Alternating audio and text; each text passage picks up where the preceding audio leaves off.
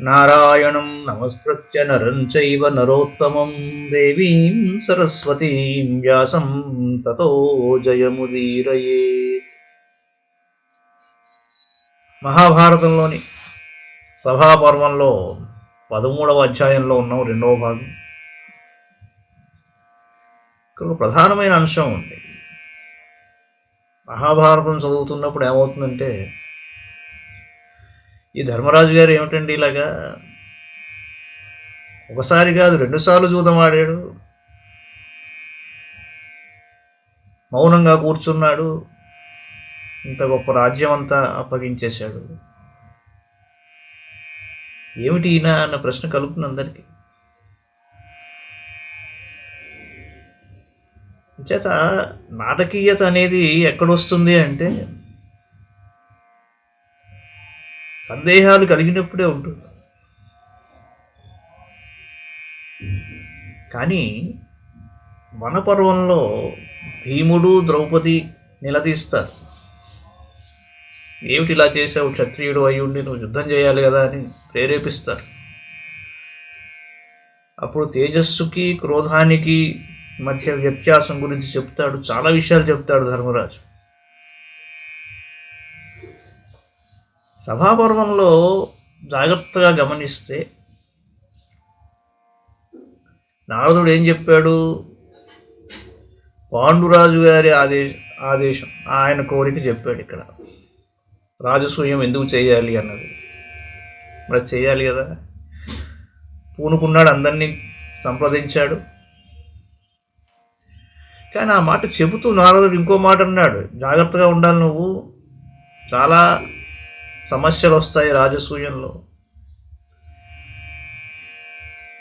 బ్రహ్మరాక్షసులు విఘ్నాలను సృష్టిస్తారన్నాడు. అలాగే అమితమైన ప్రాణ నష్టం జరిగే అవకాశాలు కూడా ఉంటాయి, తీవ్రమైన పరిణామాలు ఉంటాయి అన్నాడు. ఇవన్నీ ఆయన మనసులో ఉన్నాయి. ఎంచేత అంటే రాజసూయం జరిగిన తరువాత మీకు తెలిసిన విషయమే, శిశుపాలుడు ఆ వ్యవహారం. ఆ సమయంలో వేదవ్యాసుడు ప్రత్యక్షంగా చెప్పాడు, ఇన్ని రోజుల తర్వాత అమితమైన ప్రాణ నష్టం జరగబోతోంది అని. ఈ 2 విషయాలు ఆయన మనస్సులో నేపథ్యంలో ఉన్నాయి. ఆ జూదం సమయంలో దైవ ప్రేరితములు ఇవి, ఈ జరుగుతున్నవి అని ఆయనకి లోపల అవగాహన ఉన్నది. ఆ మాట స్పష్టంగా చెప్తాడు ఆయన. దానికి వెనకాల నేపథ్యం ఇది అని చెప్పేందుకు మహాభారతంలో ప్రతి అధ్యాయం జాగ్రత్తగా ఒక్కో శ్లోకం చదువుకుంటూ వెళుతుంటే మీకు కొన్ని దాగి ఉన్నవి బయటకు వస్తాయి. సంఘటనలో ఏమిటంటే ప్రస్ఫుటంగా కేవలం నాటకీయత కనిపించేది, తప్పుగా కనిపించేది, ఒప్పుగా కనిపించేది అలా ముందరకు వస్తూ ఉంటాయి. మీరు కేవలం కొన్నిటిని అల్లుకుంటే, అన్నింటినీ అల్లుకుంటే అసలు విషయం అర్థమవుతుంది.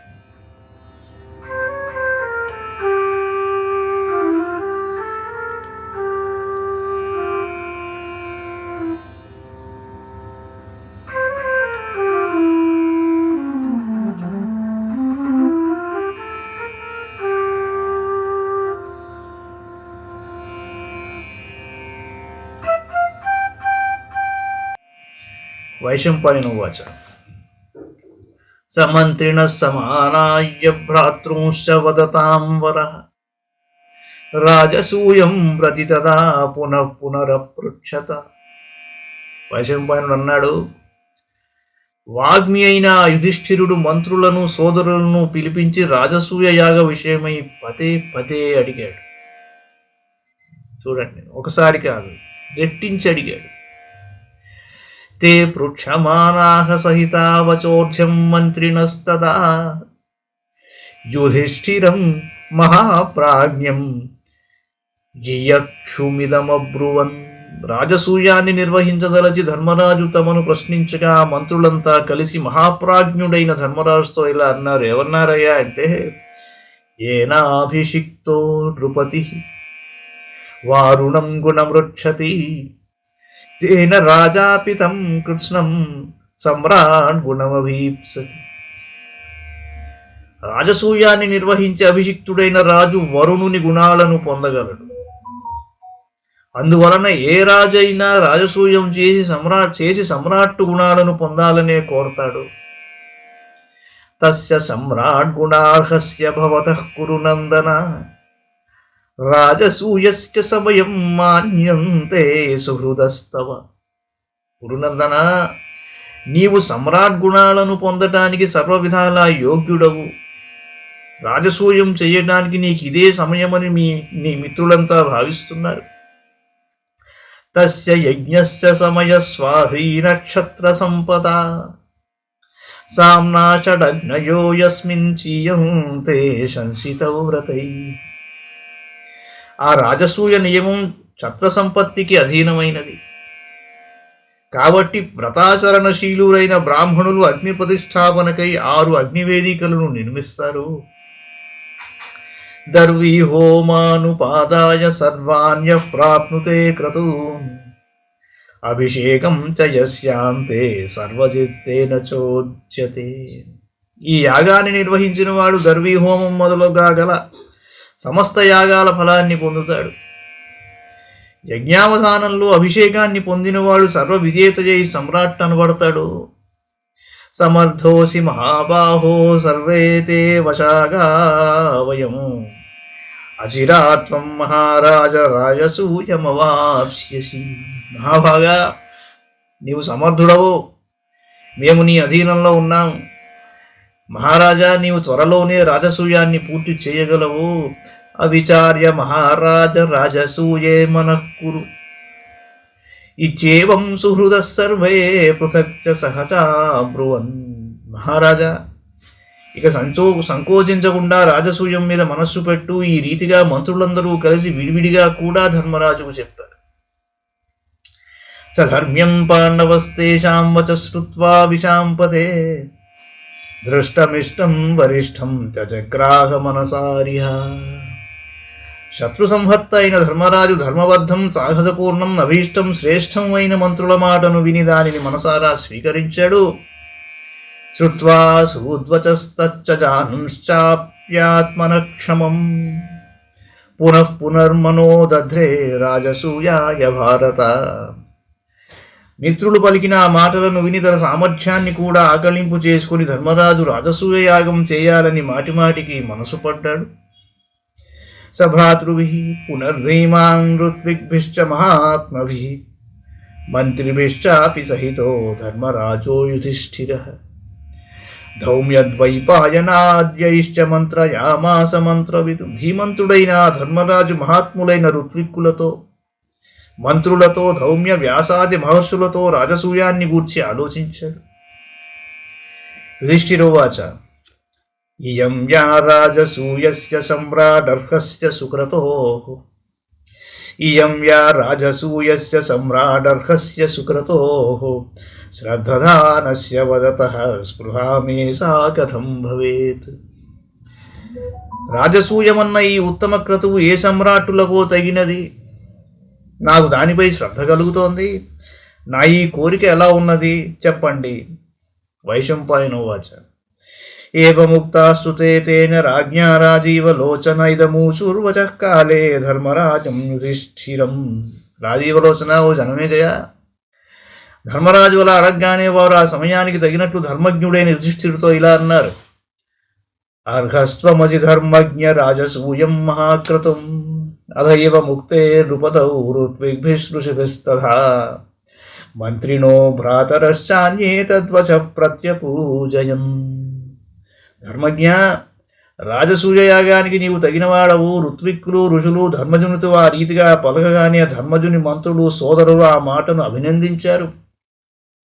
సతు రాజా మహాప్రజ్ఞ పునరేవాత్మనాత్మవాన్ భూయో విమృశే పార్థ లోకానాం హితకామ్యయా సామధ్యయోగం సంప్రేక్ష్య దేశకాలో వ్యయాగమౌ విమృశ్య సమ్యక్ ధియా కుర్వన్ ప్రాజ్ఞో నసీదతి.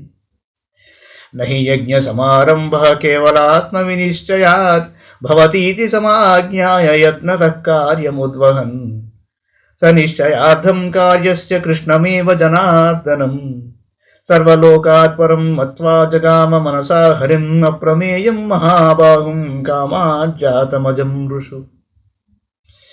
ఆ తరువాత జితేంద్రియుడు ధీమంతుడు అయిన ధర్మరాజు లోకహితాన్ని కోరుతూ మరలా దానిని గురించి ఆలోచించాడు. తన శక్తి సాధనాలను గుర్తించి దేశకాలాలను ఆదాయ వ్యయాలను అవగాహన చేసుకొని కార్యారంభం చేసిన బుద్ధిశాలి కడగండ్ల పాలు కాడు. తానొక్కడే నిశ్చయించుకొని యజ్ఞకర్మను ఆరంభించరాదు అని భావించి సర్వయత్నాలతో కార్యాన్ని నిర్వహించాలని సంకల్పించిన యుధిష్ఠిరుడు రాజసూయ కార్యనిర్ణయంలో శ్రీకృష్ణుని అందరికన్నా మిన్నగా తలచి మనసా శ్రీకృష్ణుని శరణు వేడాడు. ఆ శ్రీకృష్ణుడు మహాబాహువు, అప్రమేయుడు, లోకరక్షణమన్న కోరికతో జన్మించినవాడు. పాండవస్తర్కయామాస కర్మభిర్దేవ సమ్మతైః నాస్య కించిద విజ్ఞాతం నాస్య కించిద కర్మజం. దేవతలు సైతం మెచ్చుకునే శ్రీకృష్ణుని కర్మలను బట్టి ఆయనకు తెలియనిది ఏదీ లేదని, ఆయన చేయలేనిది ఏదీ లేదని భావించాడు యుధిష్ఠిరుడు. నసకించిన్న విషహేద్ ఇది కృష్ణమమన్యత సతుతాం నైష్ఠికీం బుద్ధిం కృత్వా పార్థో యుధిష్ఠిరః గురువద్భూత గురవే ప్రాహిణోద్దూత మంజసా శీఘ్రగేన రథేనాశు సదూత ప్రాప్య యాదవాన్ ద్వారకావాసినం కృష్ణం ద్వారవత్యాం సమాసదత్. శ్రీకృష్ణునకు భరింపరానిది ఏదీ లేదని కూడా భావించాడు యుధిష్ఠిరుడు.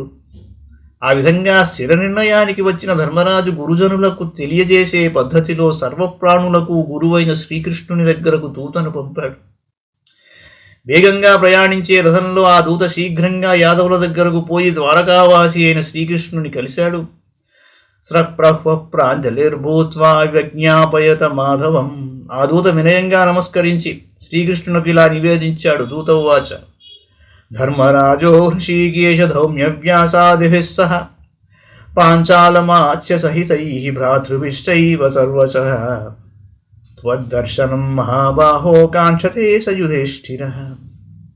శ్రీకృష్ణ, ధౌమ్యవ్యాసాదులతోనూ పాంచాల మత్స్యరాజులతోనూ సోదరులతోనూ కలిసి యుధిష్ఠిరుడు తమ దర్శనాన్ని కోరుతున్నాడు. వైశంపాయనువాచ: ఇంద్రసేన వచ శ్రుత్వా యాదవ ప్రవరో బలీ దర్శనాకాంక్షిణం పార్థం దర్శనాకాంక్షయాచ్యుతః ఇంద్రసేనేన సహిత ఇంద్రప్రస్థమగా తదా. వైశంపాయనుడు అన్నాడు: దూతగా వచ్చిన ఇంద్రసేనుని మాట విని యాదవ శ్రేష్ఠుడు బలవంతుడు అయిన శ్రీకృష్ణుడు తనను చూడగోరిన యుధిష్ఠిరుని చూడాలని తలసి ఇంద్రసేనునితో కలిసి ఇంద్రప్రస్థానికి బయలుదేరాడు. వ్యతీత్య వివిధాం దేశాన్ త్వరావాన్ క్షిప్రవాహన. వేగంగా పయనించే వాహనంలో శ్రీకృష్ణుడు వేగిరంగా వివిధ దేశాలను దాటిపోయాడు. ఇంద్రప్రస్థాగతం పార్థం అభ్యగచ్చత్ జనార్దనః సగృహే పితృవద్భ్రాత్రా ధర్మరాజేన పూజితః భీమేన చ తతో పశ్యత్ స్వసారం ప్రీతిమాన్ పితుః. శ్రీకృష్ణుడు ఇంద్రప్రస్థంలో ఉన్న యుధిష్ఠిరుని కలిశాడు. అక్కడ మేనత్త కొడుకులైన ధర్మరాజ భీమసేనులచే తండ్రి వలె పూజలనంది ఆపై ప్రేమపూర్వకంగా మేనత్తను దర్శించాడు. ప్రీతః ప్రీతేన సుహృదారేమే సహితస్తదా అర్జునేన యమాభ్యాం చ గురువత్ పర్యుపాసిత. ఆపై తనకు ప్రీతిపాత్రుడైన అర్జునునితో సమావేశమై ఆనందించాడు. అర్జునునిచే నకుల సహదేవులచే తండ్రి వలె పూజింపబడ్డాడు. తం విశ్రాంతం శుభే దేశే క్షణినం కల్పమచ్యుతం ధర్మరాజ సమాగమ్య జ్ఞాపయత్ స్వప్రయోజనం. ఆపై శ్రీకృష్ణుడు అనువైన తావున విశ్రమించాడు. కొంతసేపటి తరువాత సన్నద్ధుడై సందర్శనకు అవకాశం కల్పించినప్పుడు యుధిష్ఠిరుడు ఆయనను కలిసి తాను ఆశిస్తున్న ప్రయోజనాన్ని తెలియజేశాడు. యుధిష్ఠిరోవాచ: ప్రార్థితో రాజసూయో మేన చాసౌ కేవలేప్సయా ప్రాప్యతే ఏన తత్తేహి విదితం కృష్ణ సర్వశః.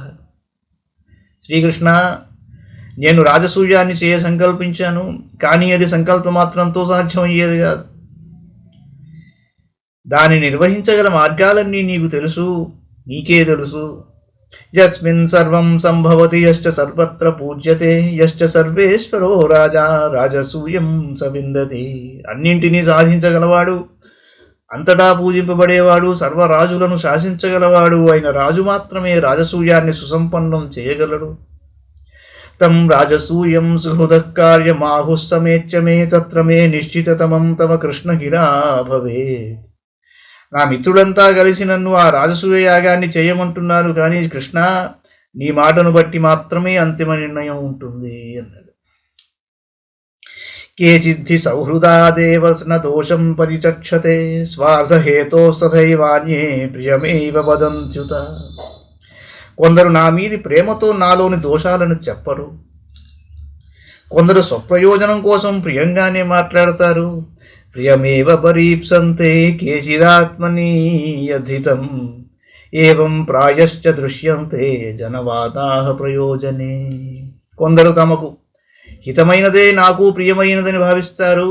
మనుషులు ఈ రీతిగా స్వప్రయోజనంలో భిన్న భిన్నంగా కనిపిస్తారు. త్వం తు హేతూనతీత్యైతాం కామక్రోధౌ వ్యుదస్య చ పరమం యక్షమం లోకే యథావద్వక్తుమర్హసి. నీవు ఆ కారణాల నన్నింటినీ అతిక్రమించి కామక్రోధాలను ప్రక్కకు నెట్టి ఈ లోకంలో నాకు సరిపోయిన దానినే చెప్పవలసినది అన్నాడు ధర్మరాజు. శ్రీకృష్ణుడు ఏం చెప్పాడో వచ్చే అధ్యాయంలో చూద్దాం. ఇది శ్రీ మహాభారతే సభాపర్వణి రాజసూయారంభ పర్వణి వాసుదేవాగమనే త్రయోదశోధ్యాయః. మంగళం భగవాన్ విష్ణు మంగళం గరుడధ్వజ మంగళం పుండరీకాక్షో మంగళాయ తనోహరి. సర్వం శ్రీకృష్ణార్పణమస్తు.